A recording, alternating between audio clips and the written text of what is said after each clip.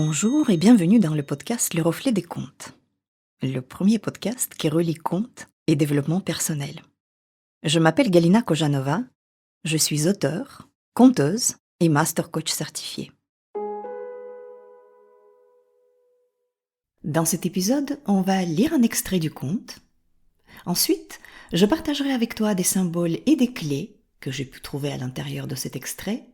Et pour finir, je te proposerai quelques exercices et des idées de réflexion. Dans le dernier épisode, nous en étions à l'endroit du conte où Cendrillon s'enfuit du bal pour la 3e fois. Le prince retrouve la pantoufle perdue par la jeune fille et va voir le père de Cendrillon. Sur ces entrefaites, écoute. Le lendemain matin, il vint trouver le vieil homme avec la pantoufle et lui dit : « Nulle ne sera mon épouse que celle dont le pied chaussera ce soulier d'or. » Alors les 2 sœurs se réjouirent, car elles avaient le pied joli. L'aînée alla dans sa chambre pour essayer le soulier en compagnie de sa mère. Mais elle ne put y faire entrer le gros orteil, car la chaussure était trop petite pour elle. Alors, sa mère lui tendit un couteau en lui disant : « Coupe-toi cet orteil. Quand tu seras reine, tu n'auras plus besoin d'aller à pied. » Alors, la jeune fille se coupa l'orteil, fit entrer de force son pied dans le soulier et, contenant sa douleur, s'en alla trouver le fils du roi. Il la prit pour fiancée, la mit sur son cheval et partit avec elle. Mais il leur fallut passer devant la tombe. Les 2 pigeons s'y trouvaient, perchés sur le noisetier. Ils crièrent : « Roucoucou, roucoucou, et voyez là, dans la pantoufle du sang il y a. » Bien trop petit était le soulier, encore au logis la vraie fiancée. Alors, il regarda le pied et vit que le sang en coulait. Il fit faire demi-tour à son cheval, ramena la fausse fiancée chez elle, dit que ce n'était pas la véritable jeune fille et que l'autre sœur devait venir essayer le soulier. Celle-ci alla dans sa chambre, fit entrer l'orteil, mais son talon était trop grand. Alors sa mère lui tendit un couteau en disant : « Coupe-toi un bout du talon. Quand tu seras reine, tu n'auras plus besoin d'aller à pied. » La jeune fille se coupa un bout de talon, fit entrer de force son pied dans le soulier et, contenant sa douleur, s'en alla trouver le fils du roi. Il la prit alors pour fiancée, la mit sur son cheval et partit avec elle. Quand ils passèrent devant le noisetier, les 2 petits pigeons s'y trouvaient perchés et crièrent : « Roucoucou, roucoucou, et voyez là, dans la pantoufle du sang il y a. » Bien trop petit était le soulier, encore au logis la vraie fiancée. Le prince regarda le pied et vit que le sang coulait de la chaussure et tentait tout de rouge, les bas blancs. Alors il fit faire demi-tour à son cheval et ramena la fausse fiancée chez elle. « Ce n'est toujours pas la bonne, dit-il. N'avez-vous point d'autre fille ? » « Non, dit le père. Il n'y a plus que la fille de ma défunte femme, une misérable Cendrillon. C'est impossible qu'elle soit la fiancée que vous cherchez. » Le fils du roi dit qu'il fallait la faire venir. Mais la mère répondit : « Oh non !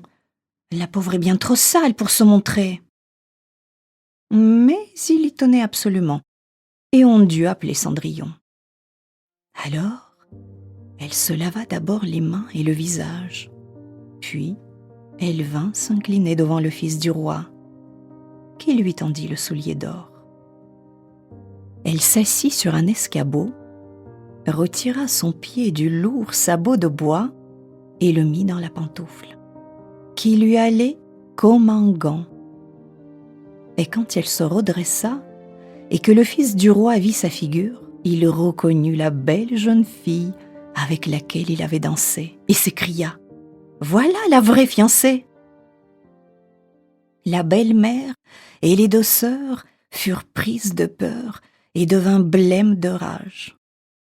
Quant au prince, il prit Cendrillon sur son cheval et partit avec elle. Lorsqu'ils passèrent devant le noisetier, les 2 petits pigeons blancs crièrent : « Roucoucou, roucoucou, et voyez là, dans la pantoufle, du sang plus ne verra. Point trop petit est le soulier, chez lui, il mène la vraie fiancée. » Et après ce roucoulement, ils s'envolèrent tous 2 et descendirent se poser sur les épaules de Cendrillon, l'un à droite et l'autre à gauche, et y restèrent perchés.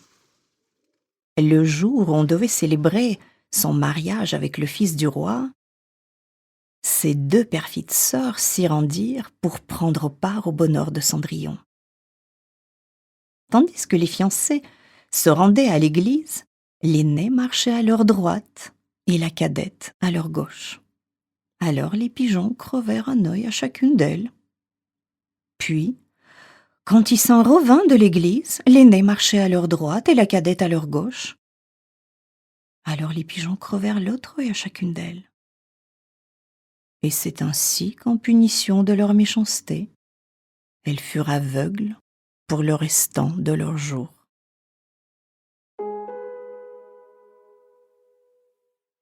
Et voilà, le conte est fini. Et j'ai bien l'impression que ça n'est pas tout à fait la version du conte que tu connaissais. On connaît tous le Cendrillon de Disney où tous les détails sanglants nous ont été épargnés. Mais ces détails, quoique pas très agréables à lire, ont toute leur importance. Et on va en parler dans quelques instants. Donc, revenons à l'endroit du conte où le prince trouve enfin son chemin vers la maison où habite Cendrillon. Et là commencent donc les séances d'essayage de la pantoufle. Et pas n'importe laquelle, la pantoufle d'or, la pantoufle du soleil. L'or, c'est le symbole du soleil. Et le soleil, c'est notre rayonnement, notre place dans le monde. Ici, c'est vraiment une question de place. D'ailleurs, si Cendrillon s'enfuit du bal, c'est qu'elle n'est pas encore tout à fait prête à prendre sa juste place dans sa vie. Mais revenons aux essayages. Donc on a la première sœur, demi-sœur pour être précis. Donc elle doit se couper un orteil pour entrer son pied dans la pantoufle. Mais qu'est-ce que c'est que cette histoire ? En fait, être obligé de se couper quelque chose, autrement dit se couper de soi pour entrer dans un rôle, dans une vie, dans une situation, si on doit se mutiler pour prendre cette place, c'est que peut-être cette place n'est pas tout à fait pour nous. On se coupe un orteil quand on renonce à ses valeurs, quand on trahit sa vocation, quand on est en désaccord avec son soi profond. Se couper un orteil, ça fait mal, j'imagine en tout cas. Renoncer à son intégrité, ça fait mal aussi. Ça fait tellement mal que on le sait, on le sent, et les autres le sentent aussi. Les oiseaux chantent dans le conte. Le soulier est plein de sang, le soulier est trop petit. Tout le monde s'en rend compte. La même histoire, alors peut-être même pire encore, se passe avec la seconde sœur qui se coupe un talon. Là, on est en suradaptation. Non seulement ça ne paye pas, on n'aura jamais le prince de toute façon, mais en plus, c'est un bain de sang. On est comme ces 2 sœurs usurpatrices. Elles le sont en fait depuis le début du conte. Non seulement elles convoitent le prince, qui n'est pas pour elles, mais rappelle-toi, au début du conte, lorsqu'elles arrivent dans la maison, elles prennent tout ce qui appartient à Cendrillon, sa place, ses robes, ses droits, sa vie, tout. Usurpatrices, voilà ce qu'elles sont. Puis vient le tour de Cendrillon d'essayer la pantoufle. Elle prend son temps, elle prend le temps de se laver le visage avant de paraître devant le prince. Ce n'est pas anodin, ce geste, de se laver le visage, car il nous dit qu'elle est enfin prête à montrer aux autres, au prince aussi, son vrai visage, beau et propre. Et par là même, elle s'accepte. Et donc, les autres vont pouvoir la voir telle qu'elle est et l'accepter aussi. Et évidemment, la chaussure est à sa taille. Elle a toujours été à sa taille. Car ça a toujours été sa juste place. Mais maintenant, en plus, les autres le voient. Et comme elle regardait le fils du roi en face, il l'a reconnu, nous dit le conte. Elle s'assume aujourd'hui, parce qu'elle regarde le prince en face. Autrement dit, elle regarde la vie en face. Elle n'a plus honte ni d'elle, ni de sa vie, ni de sa condition. Elle regarde la vie en face. Et tout reprend sa place enfin.